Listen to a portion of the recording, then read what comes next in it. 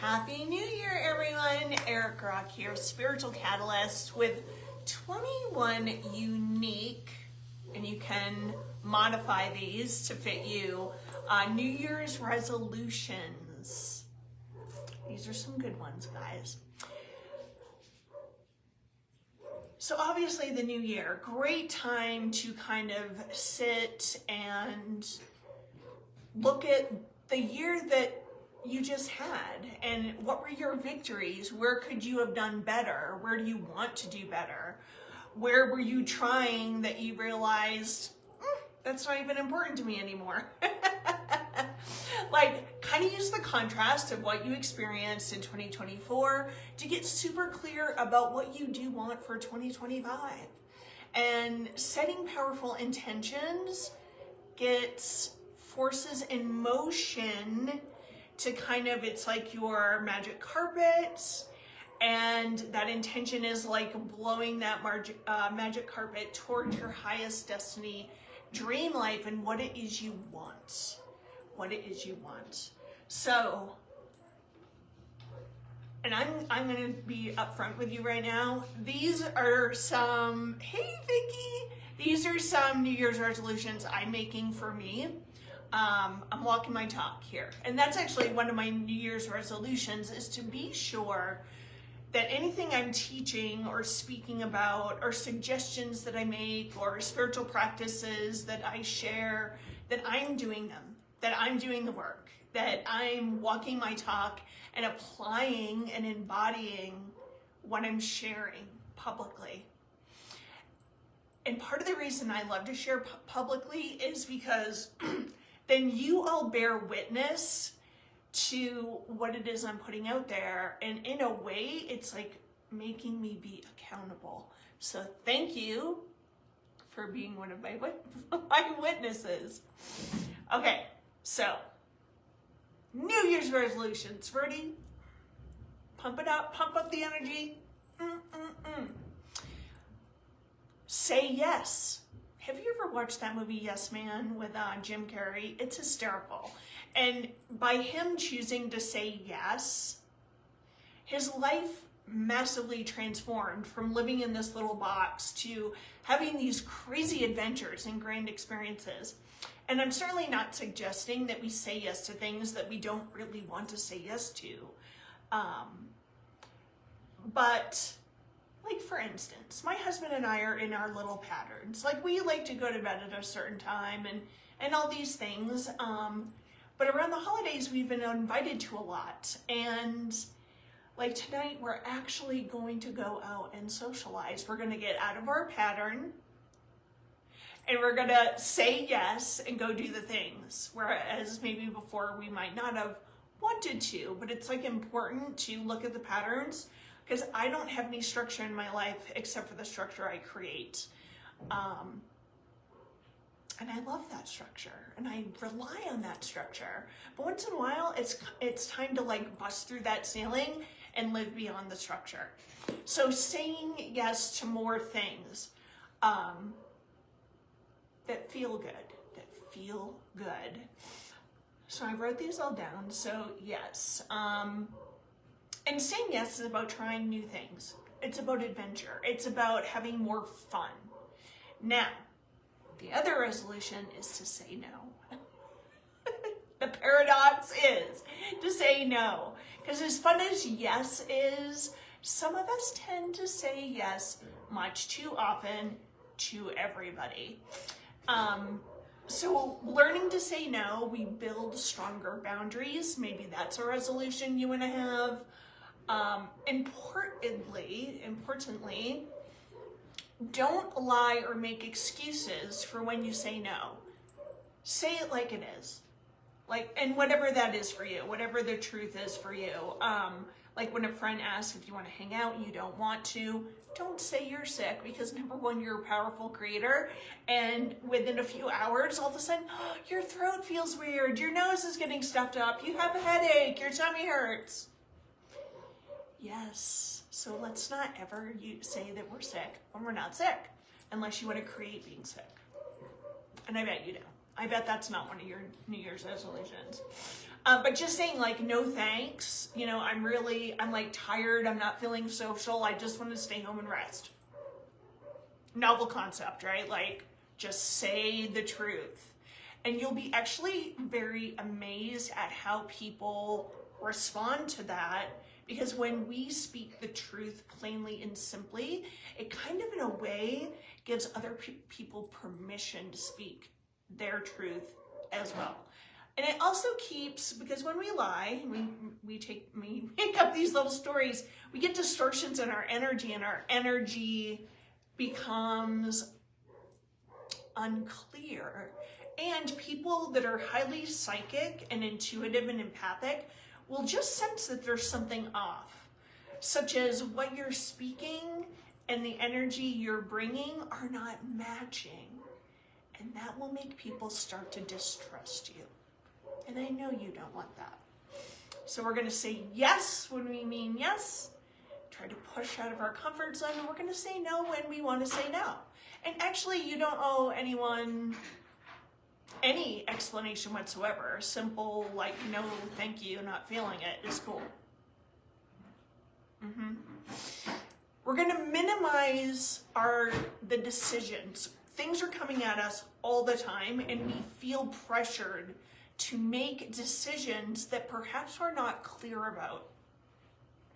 Give yourself permission, the space and the time to get clear about the decisions that are and choices that are optimal for you. And then from that place of congruence and harmony, make the decision. But we're done with making decisions for the sake of making decisions, because somewhere this little like archetypal energy called the producer, you need to produce and go, go, go. We're going to not feed that part of us anymore and take guided action and make guided decision making and guided choices. Oh, an affirmation I would suggest is to get Mel Robbins' book called The Let Them Theory and read that book for 2025. It's a game changer. It's a paradigm shifter. It will radically you'll get all your power back from giving your power away to other people, because deep down, a wound that we all have and something that drives our behaviors is doing things because what will other people think? What will my mom think, my dad think, my coworkers, my community, my clients, my students, blah, blah, blah. Read her book. Massive freedom comes with it. Okay, affirmations. Affirmations are super powerful if we get in our power first. And where's our power found? It's found in silence. So if you feel most connected to the all that is, to the creator, to the infinite, divine light, whatever you want to call it, it knows what it is. Go where you feel most aligned, or perhaps just sit and if you drop your attention, because typically our attention is up here, and we drop it from mind down into the heart. Do this right now. Actually, it'll take like 30 seconds. So just close your eyes and bring your focus and attention from up in the mind and bring it down into the center of your heart, and notice what happens.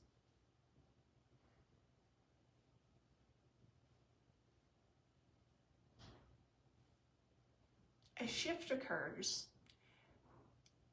and you kind of drop into more stillness and silence just by focusing from the mind to the heart. From that place of silence is where your power is. You're connected to the field, the quantum field, the all that is, the fertile void. And from that place, doing affirmations is extremely powerful. You don't have to write them down, though that can be really helpful. There's magic in the writing. And you can change your affirmations every day because there's no rules. You make the rules. You don't have to say the same affirmation every day. In fact, I would strongly suggest that you tap in and say, what energy and affirmation do I need to align my energy with today. For my day to have like the best flow, really connect with other people in a meaningful way, you know, all of that. And then listen, see what you hear, and let it arise. Let the affirmation arise from the core of your being, not from the mind, from the core of your being. Okay? So affirmations, awesome. Daily hugs. I have a little saying, hugs not drugs. I used to say that in my 20s and stuff because I thought it was cool, and it let all my friends know, hugs not drugs.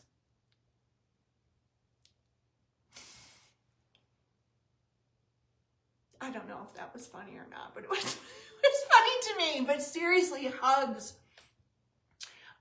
When we hug someone, there's this feeling of connection. There's this feeling of intimacy.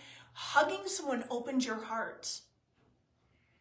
It produces oxytocin and good feeling brain chemicals to like bubble up. It's a natural high.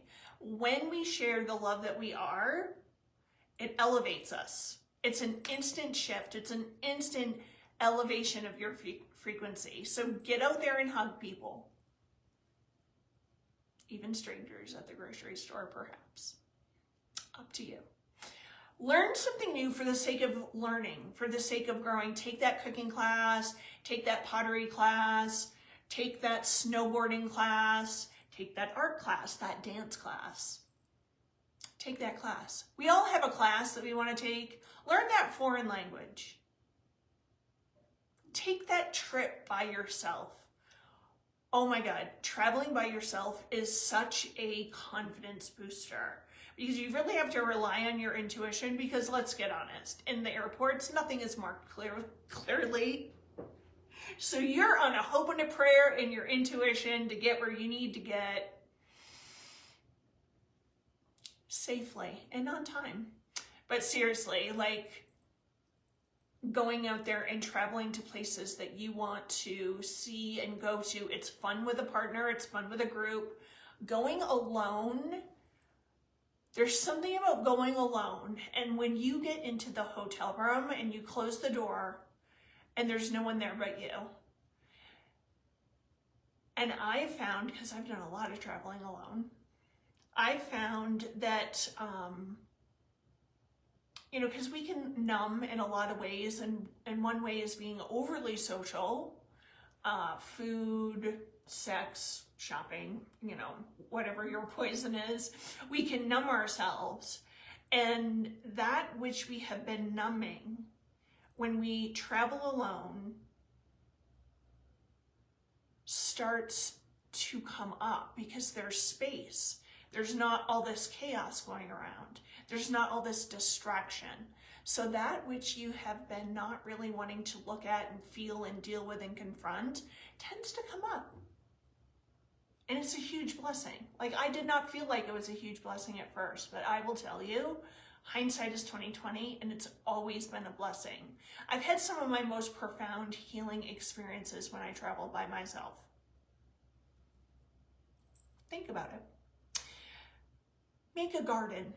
There's something about putting your hands in dirt and creating something from the earth.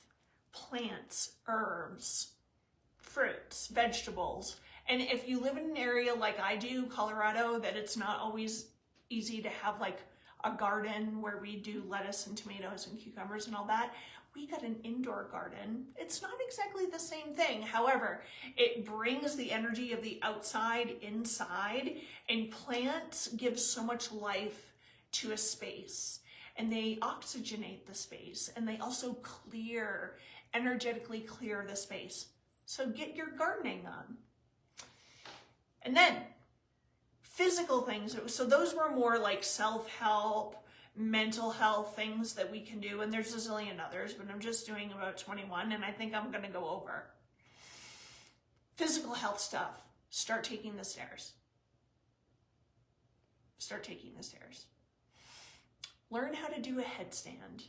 Oh my God, you want to oxygenate your brain, you want to like come alive, do a headstand or a handstand. Do it against the wall, be safe about it. But seriously, I have found, like, if I'm in a mood and my perspective, I'm being like a negative Nancy, complainy, all that kind of stuff, I'll do a handstand against the wall, and it like brings back your childhood. Like, go do a cartwheel. You can't be in a bad mood and do cartwheels and round-offs and headstands and handstands and roll down a hill and be in a bad mood simultaneously. So let your inner child play. So this is a little bit of a mental health thing and a physical thing, but let your inner child play. Put on some music, crazy music, especially music you liked in high school and college. Put on that, close your eyes, and just let your body go crazy. Like, however it wants to move. Do it, do it, do it. Take naps if you feel called to. Most people are not sleeping enough at all. So with the take naps, if you can do this, give yourself a few days, a week, or maybe it's a new habit where you don't wake up to an alarm. Oh my God. Huge paradigm shift, like huge everything shift. And then you start to know how much sleep you truly need. And if you do need to wake up early, like I can just set the intention and program, I need to wake up at 7 tomorrow, and it happens. I haven't lived with an alarm in so long, I don't even remember the last time. And if my sister watches this, don't be jealous because I can sleep in. Just jokes. I love my sister. Okay, eat local. Grow it if you can. Get that garden. And they have a thing called the Arrow Garden. Oh my God, they're amazing for inside your house. Get rid of the clutter in your home. Several times a year, probably like 4 to 6 times a year, I go through, if something's broken, get rid of it. If I haven't used it in the last 6 months, I get rid of it. I organize, I clear, I cleanse, I go through my closets, I go through all the drawers, reorganize everything, and get rid of the old. Donate it. You will feel so good because there's people out there that need the stuff that you're not using, that you perhaps haven't used in 2 or 3 years. There may be closets that you're afraid to open the door because of the skeletons that are gonna come out of your closet. Get rid of the old stuff. You will feel so much lighter because I will tell you, there's so much energy that surrounds objects, especially things that are passed on from the family. How often do we take our Aunt Sally's teapot and teacups and whatever, because it's, we always pass it on in the family. We're not using it. It's sitting there collecting dust. Maybe someone else will enjoy that. So just be willing to break free from these, family things that are passed on that are silly. And if they're dragging you down, or give it to someone else in the family. So working on your home a little bit by little bit by little bit. For me, this is super easy. I'm not, I don't attach to stuff. I've gotten rid of all my stuff several times and started brand new several times. Because as your energy flows and grows and all that, what you like, what is meaningful to you, what brings you joy changes. So don't feel obligated to carry all the same stuff around for infinity and beyond. Make new friends. Make 2025 the year that you purge toxic people, negative people, people that like to complain, people that put you down, people that don't support your vision, your mission, what turned you on, lights you up. We're just gonna sweep those people out, which opens us to new people that see us, that feel us, that adore us, that cherish us, that support us. And they want to play in our sandbox.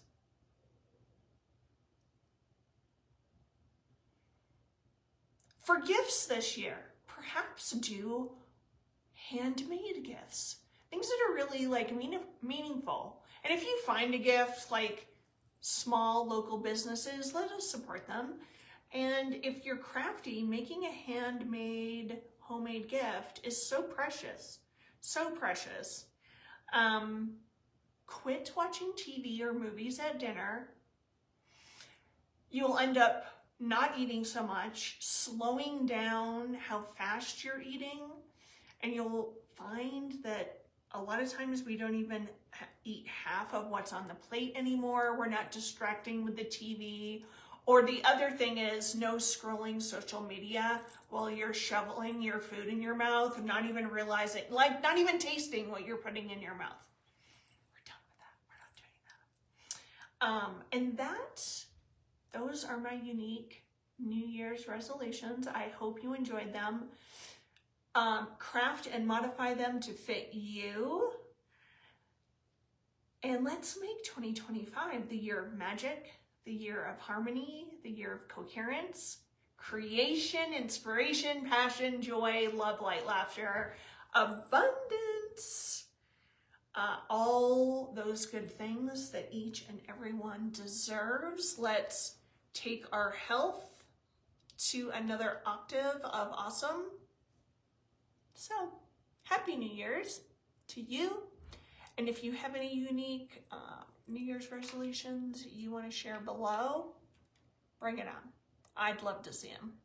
So, that's what I have to say for today. Love you. Huge hugs. Bye for now.